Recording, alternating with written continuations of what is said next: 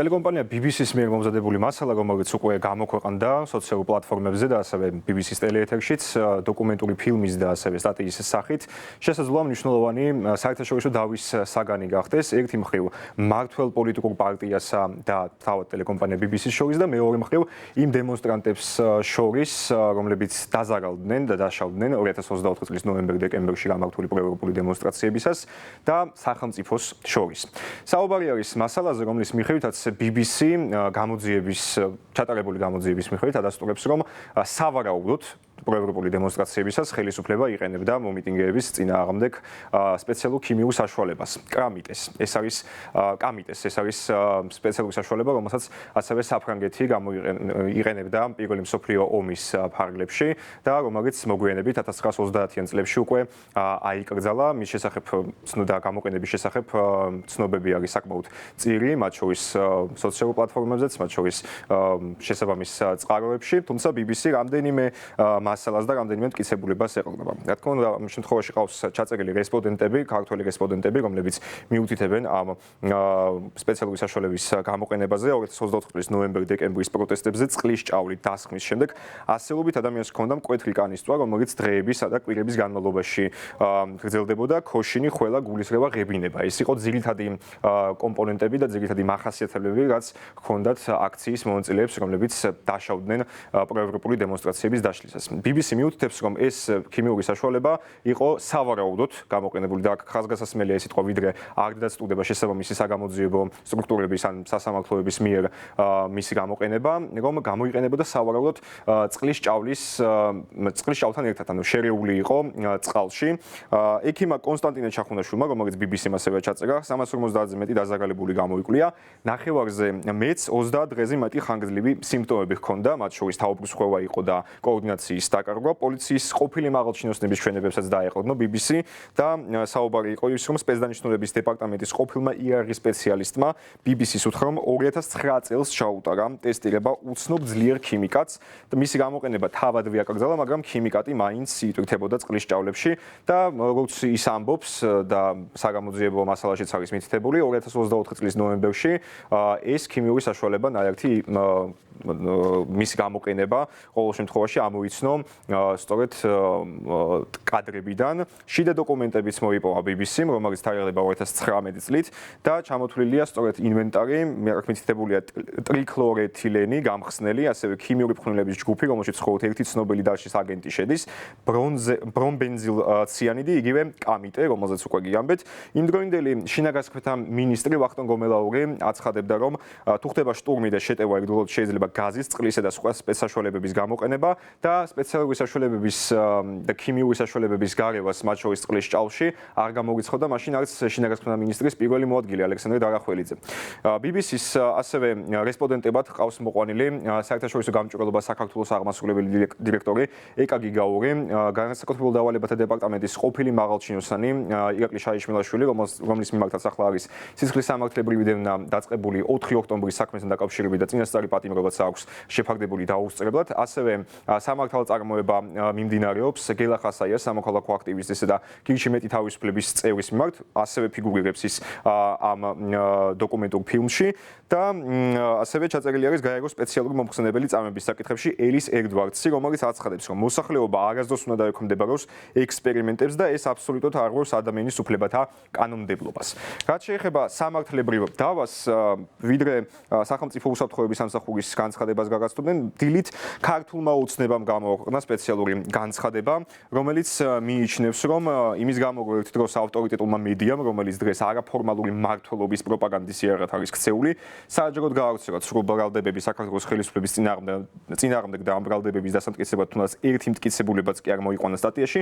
ამის გამო მმართველი პარტია საერთაშორისო სასამართლოებში იწყებს დავას ბრიტანული სამაუწყებლო კორპორაციის წინააღმდეგ.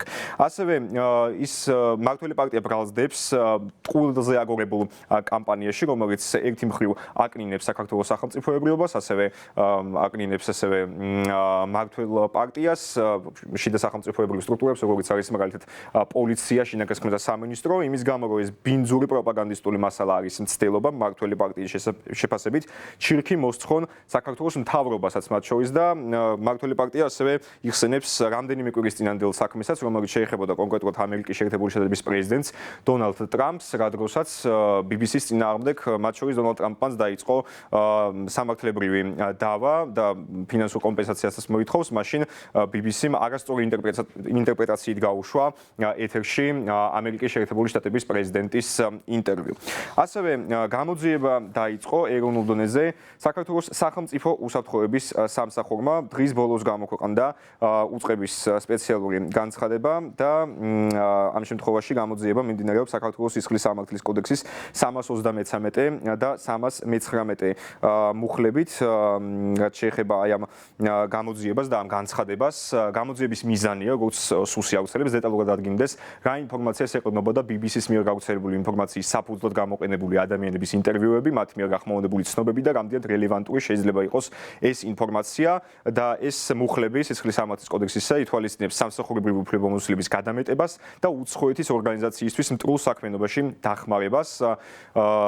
გამოძიება იმუშავებს ყველა მიმართულები და შედეგების შესახებ საზოგადოებას პერიოდულად მიუწვდით დეტალურ და ამომწურავ ინფორმაციას. პოლიტიკურ ველზე დღის განმავლობაში იყო განხილვის საგანი BBC-ს მიერ მომზადებული მასალა და მათ შორის ოპოზიციური პოლიტიკური პარტიები, 8 ოპოზიციური პოლიტიკური პარტია, რომელიც იმყოფება პოლიტიკური ბოიკოტის რეჟიმში, აუცილებს ერთობლივ განცხადებას და საერთაშორისო ჟურნალისტური გამოძიება ივანიშვილის ხელისუფლებას უმძიმესი ბრალდება წაუყენა. ამ გამოძიების მიხედვით რეჟიმი, როგორც ეს არის ოპოზიციური პარტიების შეფასება და ტერმინი, რომელსაც ხშირად იყენებენ მმართველი პარტიის და მოქმედი ხელისუფლების წინააღმდეგ, ძალაუფლების შესანარჩუნებლად არა მხოლოდ საქართველოს დამოუკიდებლობას თმობს, არამედ საქართველოს მოსახლეობას აკრძალული ქიმიური იარაღით უსწორდება და ქრონიკული დაავადებებისთვის სწირავს და ისინი ასევე მოითხოვენ, რომ საერთაშორისო გამოძიება ჩატარდეს, ვიდრე შეიცვლება ხელისუფლება, იმისთვის რომ საერთაშორისო გამოძიებას დავეხმაროთ და მომავალში დაზარალებულების მიმართ შესაბამისი ზომები გავატაროთ, გვჭირდება ინფორმაცია, განსაკუთრებით გვჭირდება სამედიცინო ცნობები, მაგალითად დიაგნოზი, ტოქსიკოლოგიური ანალიზი, ფოტო-ვიდეო მასალა დაზიანებებზე, ინფორმაცია სიმპტომების შესახებ,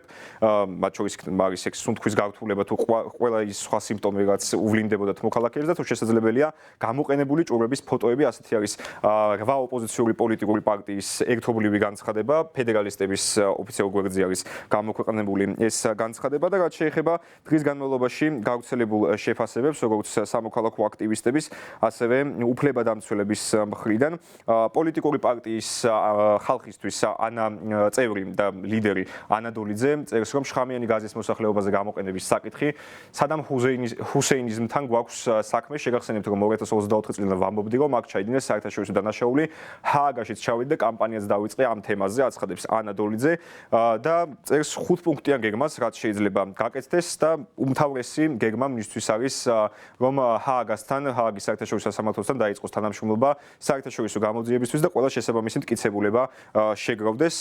ასევე ყოფილი სახალხო დამცველი უჩანანოვაშვილი აუცილებს განცხადებას და ის წერს, რომ ის რაც BBC-მ გამოქვეყნა, ამაზე საუბრობდნენ უფლებადამცველები უკვე 1 წლის განმავლობაში, ის ამ მოვლენებს ადარებს 9 აპრილს განვითარებულ პროცესებთან, როდესაც რუსეთის კონკრეტულად კი საბჭოთა არმიამ გამოიყენა მშვიდობიანი დემონსტრანტების წინააღმდეგ ქიმიური იარაღი და შესაბამის სამართლებრივ შედეგებზეც საუბრობს უჩა ნანუაშვილი საკუთარ Facebook პოსტზე, რომელიც ქვეყნდება რამდენიმე საათის წინ. ასევე საქართველოს ახალგაზრდა იურისტთა ასოციაცია და მისი თავმჯდომარე ნონა ქურდოვანიძე რამდენიმე საქმეს იხსენებს, მათ შორის მათ მიმდინარე წლის მაისში ჩაატარეს სპეციალური გამოძიება, სპეციალური ანგარიში წარადგინეს, 15 მაისით თარიღდება და აქ დაზარალებულები არიან, მაგალითად მოყვანილები, სხვა ასაკის და სხვა სქესის მოქალაქეები, რომლებიც დაზარალდნენ და საუბრობდნენ ამ სიმპტომებზე.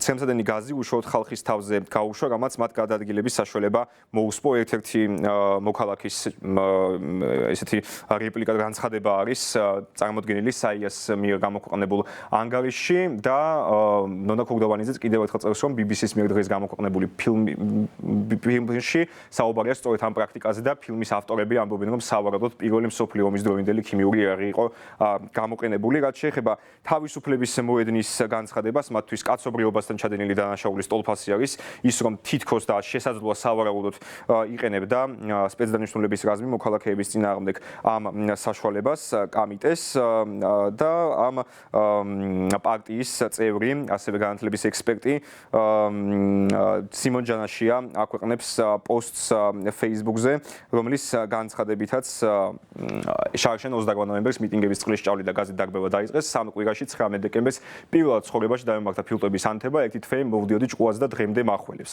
ერთი წლის თავზე BBC-მ დაადასტურა, რომ შხამიანი ნივთიერება, რომელსაც წყლის ჭალში ურევდნენ, ბევრ გართულებას, მათ შორის ფილტვების ანთებასაც იწვევს. გამოძიება თვითმკვლელობების ცნობებს, ყოფილ პოლიციელების ინფორმაციას, ბრიტანელ ტოქსიკოლოგის დასკვნას და პოლიციისგან მიღებულ დოკუმენტაციას ეყრდნობა.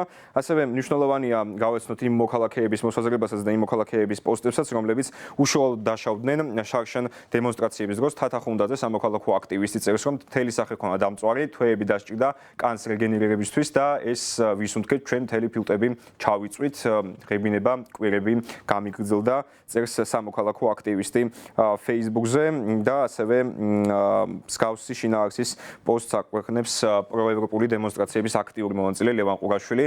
გაზის გაშვების მეორე დღეს აქციაზე შეკრება რომ დავიწყეთ, სადღაც პირველი სკოლიდან იწყებოდა თვალების წვა. გაზის გაშვებიდან თითქმის 24 საათი იყო გასული და ტერიტორია ისე იყო გაჟღენთილი, რომ მეორე დღესაც გაძლევდა რეაქციას და ახლა ყველას თავისი საქმე აქვს გასაკეთებელი. ოპოზიციური პოლიტიკური პარტიების და სხვა სამოქალაქო აქტივისტების მსგავსად ისიც აცხადებს, რომ შესაბამისმა პირებმა უნდა მოაგროვონ შესაბამისი მტკიცებულებები და აუცილებელია დამოუკიდებელი სასამართლოს პირობებში მათი შეფასებით ჩატარდეს გამოძიება. დღეს მმართველი პარტიის წევრებიც ეხმიანებოდნენ ამ განცხადებას და აბსურდულს და ტყუილზე დაფუძნებულს უწოდებდნენ. მაგალითად, პარლამენტის თავმჯდომარე შალვა პაპუაშვილი აცხადებს, რომ ეს ჰიბრიდული ომის ერთგვარი სტრატეგია იყო, ხოლო ოპოზიციური პოლიტიკური პარტიები მიიჩნევენ, რომ მნიშვნელოვანია გამოძიება, რაც შეიძლება მალე ჩატარდეს, თუმცა აქ ხაზს უსვამენ მათი შეფასებით მიუკერძოებელ და დამოუკიდებელ მართლმსაჯულების სისტემის აუცილებლობაზე. პირდაპირ ხედავთ ჩვენ ერთის მხრივ გარე დავალების მიცემები და მეორეს მხრივ ქვეყნის შიგნით აგენტები, როგორ ერთიანად ორკესტრირებულად ამუშავდნენ ცრუ ნარატივის გასაცვლელად. და რაც საერთო ჯამში სასარგებლო პროცესიც არის, იმიტომ რომ ბოლომდე იშიფრება ყველა აგენტიც და მისთვის დავალებების მისცემები და დღეს ზუსტად დავნახეთ სახელებით, გვარებით და სახეებით ვიხილეთ, ვინც არიან ისინი, ვინც საქართველოს წინააღმდეგ მუშაობენ. მეორე, ეს ამანაჩვენა ზუსტად, რომ ეს არის ჰიბრიდული ომის ტაქტიკები, რომელიც საქართველოს წინააღმდეგ გამოიყენება და მათ შორის ზუსტად ეს სიუჟეტი და ის სიყალბე, რომელიც ამ სიუჟეტის იყო აწყობილი, სწორედ ამას ემსახურება, ეს არის ჰიბრიდული ომის ტაქტიკა, რომელიც გამოყენება ომის იარაღად არის ამ შემთხვევაში გამოყენებული BBC-ს სიუჟეტი, თუმცა დამკვეთები და მათი მიზნები ძალიან კარგად გამოჩნდა იმ გამოხმაურებებით და ასე ვთქვათ ამ გარშემო არსებული ვითარებით, რომელიც ჩვენ ვიხილეთ ამ სიუჟეტის შემდგომ. ისე მეუთითებს იმასთან დაკავშირებით, რომ ესეთი იარაღი 1920 წლამდე არსებობდა და მერე გაქრა და მისი კვალი არავის არ უნახია და ეხლა როცა ეს ექსტრემისტული პროცესები შენელდა, ენერგია დააკლდა, უცებ აღმოჩნდა, რომ თურმე საქართველოში არსებობს ესეთი იარაღი და რასაკვირველია ეს არანაირი გამოვლინებით, არანაირი შედეგით არ არის დამტკიცებული. არც ჯანმრთელობის თემაზე არავის ამ საკითხებთან დაკავშირებით არ მიუმართავს, რომ რაღაც მოწამვლის ნიშნები არსებობდეს და რასაკვირველია, არც საერთაშორისო საკმაოდ ფხიზლად მყოფ საერთაშორისო ორგანიზაციების ან რაიმე რეპორტში ან გამოძიებაში დაფიქსირებული. ასე რომ პირველი მსოფლიო ომის დროინდელი კი არ იყო გამოყენებული. დიდგორის ომის დროს იყო. და ჩვენ გვაქვს ამის ინფორმაცია, რომ დიდგორის ომის დროს იყო ეს იარაღი გამოყენებული, დაახლოებით ჩვენ ასეთი ინფორმაცია გვაქვს და შეიძლება უფრო ადრეც გორგასლის დროინდელი შეიძლება იყოს. მოუწოდებ ქართველ ექიმებს იმ ნოემბერ-დეკემბრის მოვლენების დროს, ვინც მოგმართათ იმ სიმპტომებით, რაც აწუხებდა ადამიანებს ქიმიური იარაღის ზემოქმედების შემდეგ. გთხოვთ, მოინიშნოთ და ააგროვოთ, ვინაიდან თქვენი ჩვენებები იქნება მნიშვნელოვანი ჩვენთვის მომავალში, რათა აღიკვეთოს და ასევე დაისაჯონ დამნაშავეები. ეს იმდენად რთული დანაშაულია, რომ ამ დანაშაულის მოკვლევაში სასწრაფოდ და აუცილებლად უნდა იქნას ჩართული ქიმიური იარაღის აკრძალვის მსოფლიო ორგანიზაცია. სახეზეა კონვენციის ხელმომწერი ქვეყნის მიერ კონვენციის უხეში დარღვევა საკუთარი მოქალაქეების წინააღმდეგ. ასეთი რამ შეგახსენებთ, რომ ბოლოს ჩვენს ქვეყანაში მოხდა 1999 წლის 9 აპრილს, როდესაც რუსეთის ჯარმა აკრძალული ქიმიური შემადგენლობა გამოიყენა და როდიონოვის ხელმძღვანელობით საქართველოს მშვიდობიანი მოქალაქეები დახოცა. რომ ფაქტია, მშვიდობიანი პროტესტის მიმართ ოცნების მიერ გამოყენებული იყო არალეგიტიმური და შეუსაბამო ძალა. და ახლა დამატებით რა საშუალებები იქნა გამოყენებული, ბუნებრივია ამას სჭირდება გამოძიება, მაგრამ გამოძიება დამოუკიდებელ და ასე ვთქვათ სამართლიან სასამართლო პირობებში და არა იმის გამოძიების პირობებში, რასაც დღეს გვთავაზობს ქართული ოცნება. კიდევ ერთხელ ვიმეორებთ, რომ ის მეთოდები, ის ძალა, რაც იყო მშვიდობიანი მოქალაქეების წინააღმდეგ მაშინ გამოყენებული, ბუნებრივია ეს იყო არალეგიტიმური და არაპროპორციული. BBC-ს ჟურნალისტურ გამოძიებას ასევე გამოეხმაურა ტელეკომპანია ფორმულას ჟურნალისტი გურამ გოგავა, რომელიც გასული წლის პროევროპული დემონსტრაციის პირველივე ღამეს მძიმედ დაშავდა სპეცრაზმელების სასტიკი ქმედებების გამო. ის წერს, რომ 2003 წლიდან აშუქებს აქციებს, მათ შორის ყოფილა მასიურ დარბევებზე პარიზში, ყვითელჟილეტენების აქციაზე და უკრაინის მაიდანზე, მაგრამ ასეთი კატასტროფული შეგრძნება და სიმპტომები წყლის ჭაობს არასდროს გამოუწევია.